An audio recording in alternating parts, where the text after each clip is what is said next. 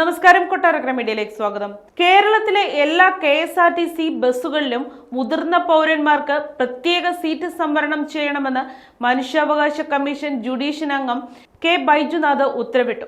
ഇതിന് അനുസൃതമായി online reservation സംവിധാനത്തിൽ മാറ്റം വരുത്തണമെന്നും കമ്മീഷൻ ആവശ്യപ്പെട്ടു. സീറ്റ് സംവരണത്തിൽ ഫാസ്റ്റ് പാസഞ്ചർ, ഓർഡിനറി, സൂപ്പർഫാസ്റ്റ് തുടങ്ങിയ തരംതിരിവുകൾ പാടില്ലെന്നും ഉത്തരവിൽ വ്യക്തമാക്കുന്നുണ്ട്. ഓൺലൈൻ റിസർവേഷൻ സൗകര്യം ഏർപ്പെടുത്തിയിട്ടുള്ള സർവീസുകൾ മുതിർന്ന പൗരന്മാർക്ക് സീറ്റ് സംവരണം ഏർപ്പെടുത്താൻ കഴിയില്ലെന്ന KSRTCയുടെ വാദം കമ്മീഷൻ തള്ളി.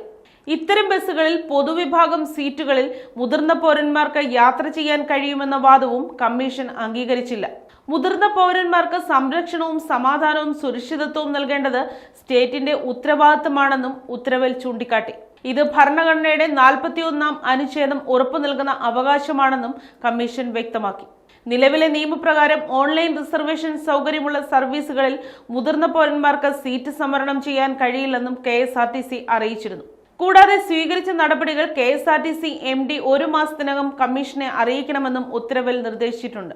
ഓൺലൈൻ റിസർവേഷൻ സംവിധാനത്തിൽ മുതിർന്നവർക്ക് സീറ്റ് സംവരണം ചെയ്യുന്നതിനായി സ്വീകരിച്ച നടപടികൾ പ്രത്യേകം പരാമർശിക്കണമെന്നും കമ്മീഷൻ ആവശ്യപ്പെട്ടിട്ടുണ്ട്.